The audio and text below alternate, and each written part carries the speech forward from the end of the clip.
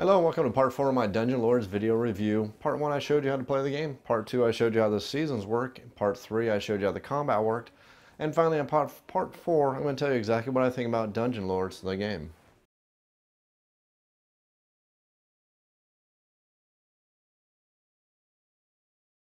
Dungeon Lords retails for $65, and for $65 you're actually getting quite a bit of components in the box. Now most of these components are pretty good quality. Some of them could have been a little bit better for the thickness on the cardboard, but overall the components that come with Dungeon Lords are actually very, very good quality. Starting with the plastic imps that come with the game. These are plastic imps that are actually formed in the shape of imps. They look very, very cool. It's a very nice touch, especially in this day and age where we have lots of games that are coming out that are just using wooden cubes to represent everything. It's pretty cool that you have an entire bag full of these little plastic imps, which add a lot of personality and a lot of character to a game that already has a lot of personality and character, thanks to some very fantastic artwork done by David Cochard, who's also the one who did the artwork for Dungeon Pets, which is another game by Czech Games Edition. Even though they share the theme, they're definitely nothing alike, and it's also a game eventually I'm going to get reviewed on the channel here. While we're on the topic of the artwork for Dungeon Lords, though, this game, like I said, has some really fantastic artwork that has a lot of personality and a lot of character, and you can tell that they did a lot of effort to make sure the artwork just added to the theme to make sure this game looked just a little bit better when it's played. It's always nice when you're playing a board game to get good artwork and good playing pieces along with a very good playing experience, because while good components aren't mandatory for a good gameplay experience, I've never heard of good components bringing a good gameplay down, but I've definitely heard of good components making a mediocre game much better. Back on the topic of the components themselves, like I said, the game does come with some pretty good quality components. You have the very nice quality for the imps. All the monster cards and all the hero cards are actually not playing cards, they're actually thick cardboard, which is very, very nice. It's a nice touch. Yes, the game does come with cards, and the cards are the smaller kind of cards that I'm not a huge fan of, but in this case I can see why they did it, because it's nice to have the smaller cards, because all these cards are going to be played on all these boards, and it's nice that they can kind of take up a little bit less room, because as you saw in the video, this game does have a pretty decent blueprint, especially when you have 4 players. Now granted, the game does allow you to play with 3 and 2 players, and when you do that you're going to use the half-size boards, but when you do get a full complement of 4 players with all these boards completely laid out for a 4-player game, again, it does take up a lot of room on the table, so I can kind of understand why I decided to go with the smaller cards there. The game also does come with wooden components for the minions that you may use to decide exactly what orders you're taking on the order board. And speaking of the order board, like I said earlier, this game has some fantastic artwork with it. And if you just look at the order board, you can see all the character that's put into the artwork just to make the game much more appealing to the eyes. And I can't really emphasize this enough. I just really love the artwork for Dungeon Lords. It helped me get into the theme. It really brings out the theme of the game, and Dungeon Lords already is a game that's got its hooks into me just because of the theme, because I grew up playing Dungeon Keeper in the late 80s, and Dungeon Lords brings the feel of Dungeon Keeper to the tabletop, which I think is fantastic, and adds in all this wonderful character and all this artwork on top of it to make a very enjoyable, pleasing to the eyes, and also very pleasing to the brain, because this is definitely a thinking person's game. The game does come with one of Vlada Chvátil's trademark rulebooks, though, that is either really hit or miss. Some people either really like them, some people really don't, and the reason why they're kind of a hit and miss is because they're done more of a interactive style. They're not very easy for researching when you need to find a rule just at the drop of a hat, but they're fantastic for helping you learn how to play the game by pulling you into the game, whether it's through the theme or just how he does it with his rule books. He always has a fantastic way of pulling you into his rule books so you can learn how to play the game. But again, I do see the negative that people throw against it, because while it's fun to try to learn how to read the rule book while you're trying to learn how to play the game before you have everybody over for game night, it can be a little bit troublesome sometimes. You have to look through one of his rule books and find a very specific rule. Now fortunately, Dungeon Lords is not an overly complex game. It does have a reputation for being overly complex, but once you've seen the game play and you know how to play the game, it's not really complex. They did a great job by adding lots of icons onto the playing boards to make sure that you don't forget what needs to be done and when it needs to be done. And this is another definite plus when you're talking about the components for the game. Anytime you have anything added onto a board game that's going to make it easier for you to learn how to play, actually play the game, and actually enjoy the game on the table is definitely a definite positive for the gameplay experience. And just as a perfect example, and I brought this up when I was showing you how to play the game, You notice that every single one of the phases has little icons on it just to remind you exactly what needs to be done during those phases, which is really cool because, as I said, I think in the very first video, I haven't actually played Dungeon Lords in a couple months simply because I've been getting a whole bunch of other games to the table. I've been kind of on a miniatures kick lately, so I haven't gotten the game to the table, but I was still able to pull out all these components, look at all the symbols on the order board, look at all the symbols on the phase board, and all the symbols on the combat board, and I was pretty much able to just look at it and remember exactly how to play the game just because they did such a fantastic job adding all these symbols that make perfect sense and helps you remember how to play the game even months later if you haven't pulled out of the box and had a chance to play Dungeon Lords. This goes for the combat side. It shows which kind of cards you're laying out to set up. You see there's a square that's a perfect size, and you know that's meant for the combat cards. You see that there's symbols that show you how many spell points you need for each one of the spells to see if they're going to activate for you. You're going to see the symbol that shows that combat's going to resolve. You're going to look at the combat board. It's going to tell you exactly what kind of resources are needed. The bars are sized so you know exactly which order they're going to resolve in. It's very easy, very plain text symbology. This is nothing anywhere near the difficulty of a game such as Race for the Galaxy. All these symbols make perfect sense. You can look at them. Once you know how to play them, you're probably never going to forget how to play Dungeon Lords just because they did a fantastic job with the iconography on all the playing pieces. Now, like I said, I think that there's a very good value inside Dungeon Lords inside the box for $65. Like I said, you're getting the 4 miniatures, you're getting tons of cards, you're getting a lot of cardboard. Cardboard for the monsters, which could have very easily just been playing cards if they wanted to save a little bit of money. You get wooden components. You get these wonderful little shaped minion figures to let you know which one of your minions are performing orders on the order boards. They did a pretty good job with all the components, but if I had to lay one negative on these components, it would be the fact that the boards themselves are actually fairly thin. Now, they're not super thin, but they're thin enough that you're actually going to notice it, especially if you've been playing board games for a while. You're going to see these are just a little bit more on the flimsier side. And I think the reason why this happened is that they spent so much money on the imps, so much money on the plastic, so much money on the formed wooden minion cards that they finally got a running total and decided they had to save a little bit of money somewhere, especially when they had to pay this artist. And I'm positive that anybody who does artwork this high quality does not come cheap, and I can pretty much guarantee that. So unfortunately, you can see that on the boards themselves, they did have to save a little bit of cost. So these game boards themselves, while not the thickest in the world, they are still cardboard. They're still good quality, but I'd be remiss if I didn't mention the fact that they're not the thickest cardboard you've ever seen. They're not so thin that they're going to be problematic, but they're definitely thinner than what you may be used to when you compare it to other board games on the market. Overall, I think Dungeon Lords is a very good value for $65. You're getting lots of good components, lots of good cardboard, lots of wooden components, and even though these boards may be a little bit thinner, they're going to last you quite a long time. And even though I know some people disparage against Vlada Chivato's rule books, I definitely enjoy them. I enjoy all the character. I enjoy all the humor of them, especially in the Dungeon Lords rulebook, which, unless you're a stone-faced person, you're going to get at least one grin out of the rulebook just reading through it, especially if you read all the little inserts from the little guys who are helping you learn with the examples. Well done rulebook. Covers all the rules. After I was done learning this game, I never had any single questions because all the rules were covered in the rulebook to a point. And this may be one other discrepancy I should have mentioned a little bit sooner, and I completely forgot about to this point. One smaller point, there is an expansion included in the box itself, and it's these item tokens. And they tell you not to use these item tokens until you're experienced with Dungeon Lords, the board game. Unfortunately, the only way to get the rules for these components is to go online and download the 3-page rulebook. It would have been very, very nice if they would include that as an insert into the Dungeon Lords main box, especially for people who don't have 100% access to the internet at all times. So that is one more slight negative, but that's just 2 negatives in a really good package for a really fantastic board game.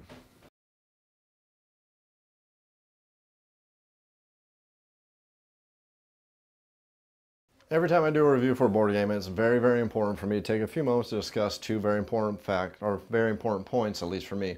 The first one is family friendliness. I'm a father of a couple of board gamers. I'm raising 2 sons. They enjoy playing board games with me, so I'm always concerning how family friendly a board game is. And the other thing I always like to discuss is just how well a game plays on multiple player accounts. We've all heard of those great games where everybody harps on about how fantastic that game is. Then we get that game home, open up and play with a different player count, and we have a subpar playing experience. And it's just a simple fact that some board games are really designed to be played with certain player counts, and some board games just, even though the box says it handles a certain amount of player counts, the truth is they're just not optimal at certain player counts. Now, when it comes to family friendliness, Dungeon Lords thematically and graphically is extremely family friendly. There's nothing really in this game that I'd be ashamed to let a younger child look at, because I'd be afraid that they're either going to be terrified or that they're going to see something that their younger mind shouldn't see. Now, granted, there are some monsters in the game, but they're done extremely cartoony. And the most darkest monster you're probably going to find was probably going to be the ghost, who even has a smile on his face. The vampire looks extremely cartoony with the oversized ears. The only thing that you could even come remotely close to considering as being dark would be the dragon, who really doesn't even look that dark. And then you have the demon, who looks more comical to me than anything, especially with his oversized horns, his oversized grin, and everything else about him that just makes him look more comical than actually dark and scary.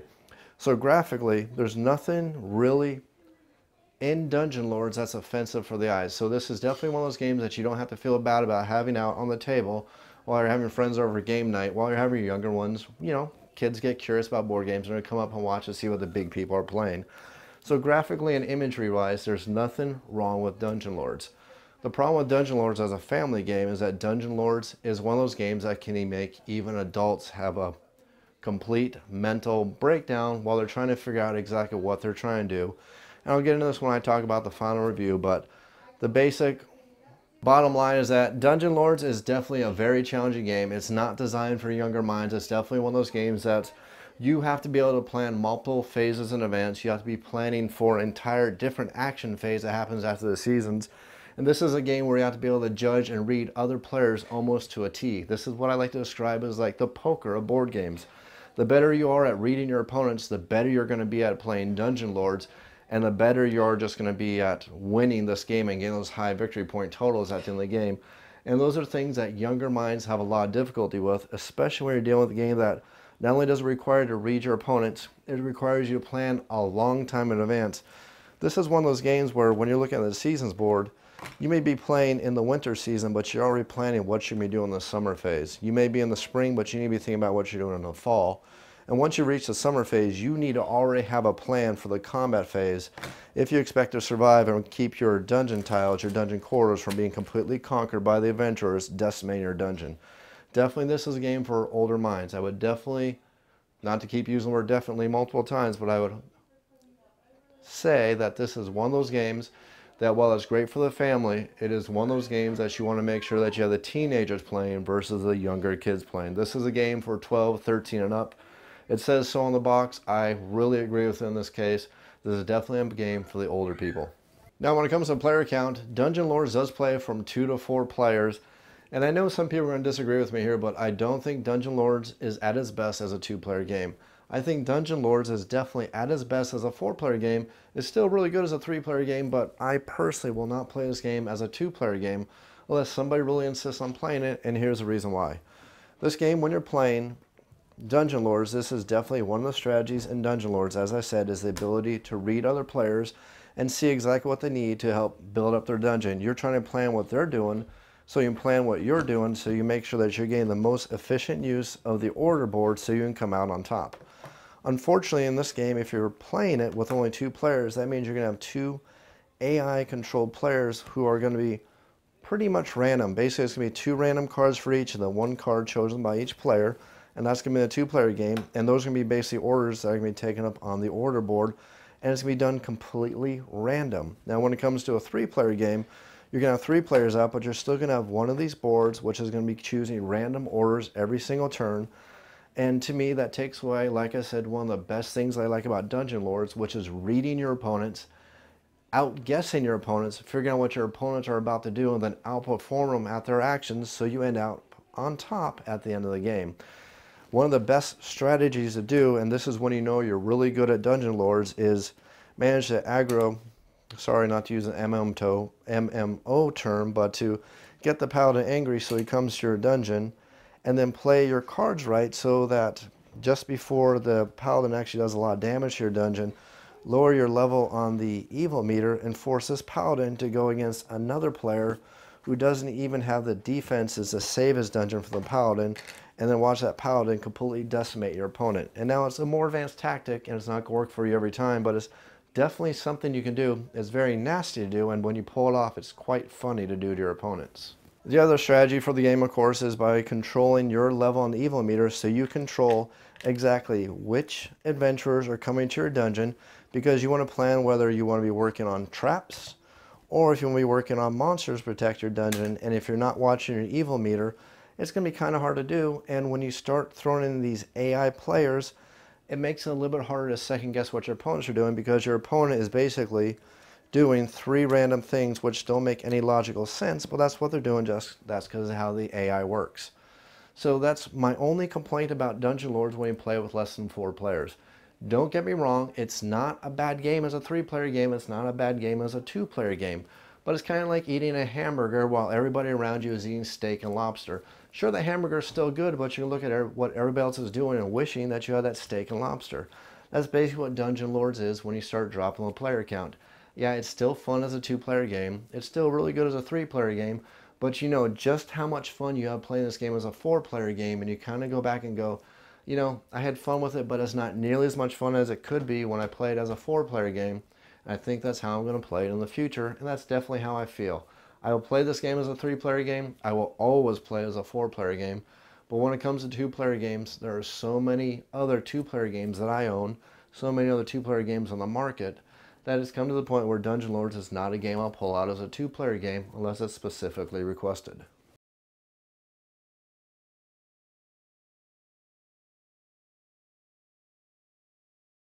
When it comes to Dungeon Lords, there was a lot of things for me to like about Dungeon Lords before I even played the game or even knew a lot about the game. I grew up playing PC games in the late 80s and early 90s, where I spent an unhealthy amount of hours playing 2 styles of games. I played Sid Meier's Civilizations, which is why as a board gamer I love all Civ style games, and I probably own way too many of them. But even every time a new one's announced, for some reason I gotta go out there and buy it just because it's another Civilization style game. And I also spent a lot of time playing Dungeon Keeper. These were both 2 games that I would basically sit down in front of my computer, and then suddenly I noticed I'm a little bit tired, and noticed that the bedroom was a little bit lighter. I turned around and realized that I was watching the sun coming back up the next day, and I completely lost track of time. So Dungeon Lords already, theme-wise, had its hooks in me before I even opened up the box. Fortunately for me, that theme is backed up with some fantastic gameplay that I really, really like. Now, I described Dungeon Lords multiple times as basically being controlled chaos. And I like to use that term to describe it to new players, because the game does feel like it's completely chaotic and you have no control of the game. When the game starts off, you're going to start seeing these adventurers. They're going to start coming towards you, and they're going to be lined up on each one of the seasons, and you're not going to know exactly how to control it, and you're going to feel overwhelmed. And it's basically going to feel like chaos the first time you play the game. And you're going to think that the game is basically very, very random just because of the way it happens. The monsters are going to come up randomly that you're going to be able to purchase on the orders board. The orders are going to feel a little bit random because you're going to use your orders, and you're going to say, wait, I need that order now. Oh man, I already spent it. I can't use that order on the following turn. Then suddenly taxation is going to come up there and it's going to hit you, or maybe you're going to have to pay your monsters, or something's going to come along and you're just going to say, wait, this game is very, very random. It's not much in my control. And then you're going to play Dungeon Lords a few times, and you're going to say, wait a minute, there is some control here. I just need to be a better planner. And then you're going to start realizing that Dungeon Lords is one of those games that requires some very, very strong planning, a little bit of deviousness, a little bit of ability to read your opponents, and also the ability to make things come in your favor versus them going in your opponent's favor. As I've said already, this is definitely one of those games where while you're playing in the winter, you're planning for the summer. When you're playing in the spring, you're playing for the fall.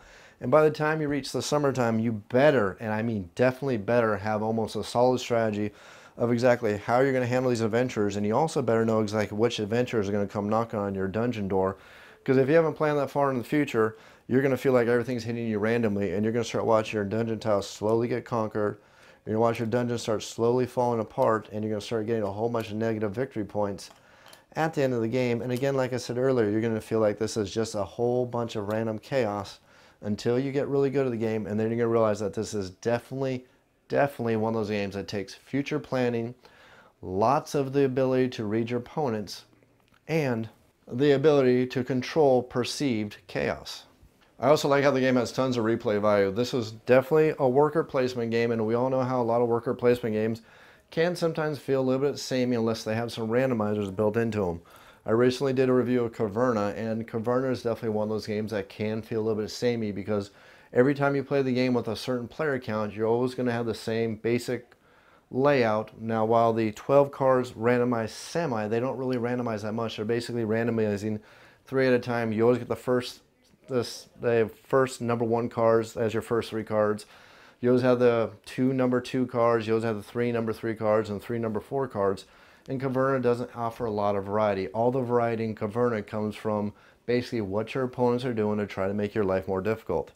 Dungeon Lords is not like that. This is definitely a game that's going to play differently every single time you play it, and that's going to start right from the beginning when you figure out exactly which 2 orders are going to be completely inaccessible to you right in the beginning of the game, and that's going to help you judge exactly what kind of strategy you need to use, because you can't use the same cookie cutter strategy every time you play Dungeon Lords unless you want to lose at Dungeon Lords every time you play it.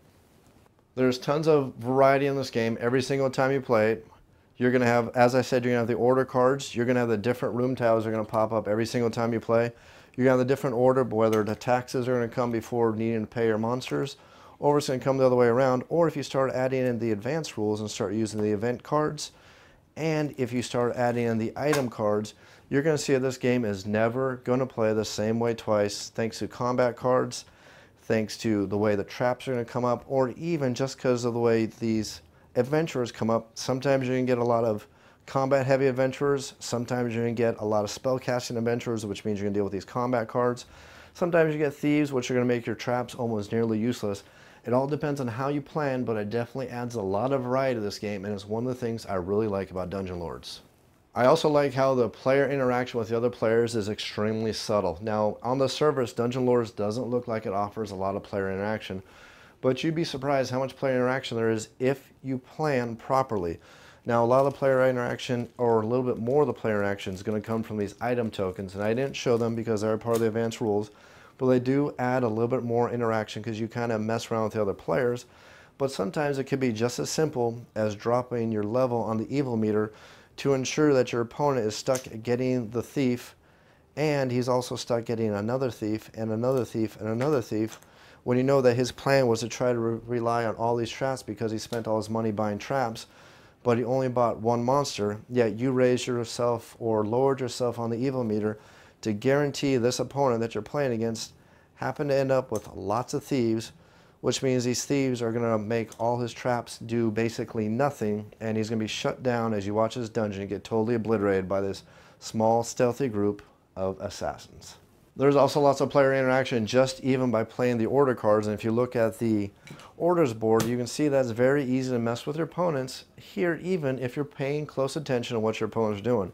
For example, if you look at your opponent's board and you see that they have no food and you're getting ready to the point where you're getting close to where you know you're going to have to pay your monsters to keep them around, so you know that they're going to go after food. But you also know that your opponent is trying to stay really low down on the evil meter because they know if they go up 1 more level, they're going to attract the paladin.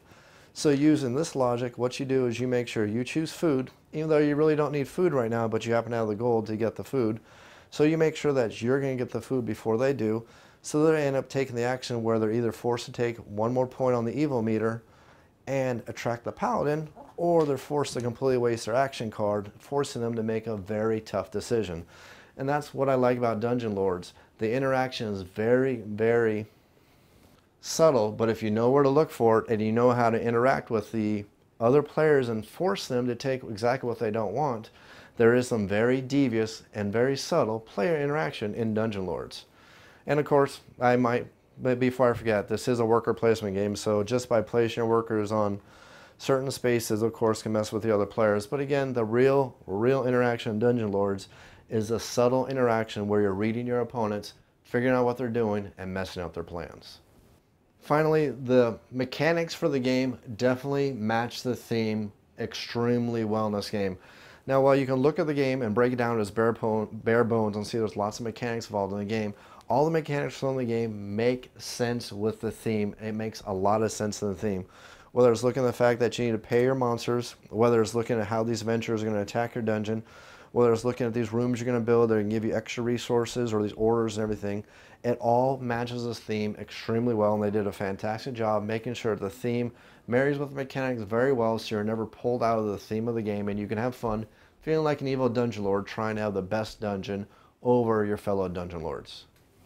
Now, I've given a lot of high praise to Dungeon Lords, and I think the game deserves it. It's probably my favorite Vlada Chvátil game out of all the ones I played. Now, I haven't played his newest one, Tash Kalar, yet, so maybe I'm going to like that one better, but I doubt it. Dungeon Lords is definitely my favorite game that he has designed out of all the games of his, and I think I actually own all of them except Tash Kalar. Having said that, though, Dungeon Lords does have a few negatives, at least for me, that kind of bring it down from what I would call the perfect board game, at least for me. First of all, I've already said this, and I'm not going to harp too much on it. I don't think it's great as a two-player game. It's not bad, it's not horrible, and I can see people enjoying it as a two-player game, but it takes out some of the things that I really like about basic Dungeon Lords, and it makes me say that I probably won't play it as a two-player game. I'll play it as a three-player game because the chaos isn't too randomized with that one AI player, but once you get down to two players, two of those AI cards, or four of those AI cards coming out with two players, it kind of loses something for me, and I just kind of don't enjoy it quite as much. In a perfect world, Dungeon Lords would have an expansion that'll come out that makes the game balanced, so you can actually play this game with just two players, just three players, or just four players without the dummy player, but I have no idea how they designed it. I'm just saying in a perfect world, that would be it for me. Again, for me, it's just those AI dummy players that they're a little bit too random. Bringing down a fantastic gameplay experience just brings it down a little bit too much for me. This game also has a very, very steep learning curve. Now, it's not too hard to teach how to play the game. I think pretty much anybody can watch the videos I put up that showed you how to play and then showed you sample gameplay. I think you can actually watch those sample gameplay videos and pretty much figure out how the basic game of Dungeon Lords plays. I really don't think it's a hard game to learn how to play. The difficulty in Dungeon Lords is learning how to control everything in the game so you come out on top. Whether it's getting the adventurers you need, whether it's keeping the paladin at bay or attracting the paladin knowing that you're going to send him off to another player's board immediately after you attract him, whether it's playing your order cards in the correct order, whether it's going after traps when you know you're not getting a lot of rogues, or if you happen to be getting a lot of rogues, knowing that you need monsters, or if you happen to have a lot of priests, knowing which combination of what kind of things you're going to need to stop those adventurers, knowing what rooms are good, when you should be going after rooms, when you should be going after corridors. There's a lot to this game. It's a lot of deep strategy of this game. And it's something that you're going to play the game a few times before you're going to be able to learn to form really solid strategies at Dungeon Lords. For me, it's something I really love about the game, but I can understand how some people can feel intimidated and overwhelmed the first couple of times they play the game. What I really love best about Dungeon Lords is the master plan that goes on when you're playing the game. As I've said already a couple times, it's a game where you're not playing for the current phase or the current season. You're planning multiple rounds, multiple phases in advance and trying to plan for the ultimate combat phase, which is going to come at the end of the year, trying to make sure that your dungeon is going to take the least amount of damage so you're going to get the most amount of victory points at the end of the game. And I can see how that may be some kind of gameplay mechanic that's not going to be for all players. Some people don't enjoy playing a game where they have to plan so many rounds so far in advance that they almost forget what strategy they're working on. Or they don't like games where they don't see immediate results from their actions. If you're the kind of player who likes to see immediate results, or you don't like planning really far in advance, this probably isn't going to be a game that you're going to enjoy a lot, because it's going to frustrate you and you're just going to get too frustrated to the point where you're not going to enjoy your experience. This is definitely a game of master planning, long-term thinking, and very deep strategizing, not of immediate gratification. Dungeon Lords is basically a game where you're playing 30 to 40 minutes of prep time to try to survive 10 or 15 minutes of gameplay. That's basically, in a nutshell, what Dungeon Lords is. And I know I'm oversimplifying that, but that's just the concept you have to get over. If that's not something you're going to like, you're definitely not going to like Dungeon Lords. Overall, Dungeon Lords, while it can be intimidating, learn how to play well. I hope these videos have shown you how to play Dungeon Lords, shown you exactly how the game plays, and I hope it's going to help you learn how to play Dungeon Lords and maybe add it to your collection. I think Dungeon Lords is a fantastic game, deserves to be in your collection, especially if the mechanics and theme are something you're going to like. This has been another off-the-shelf board game review looking at Dungeon Lords. Thanks for watching.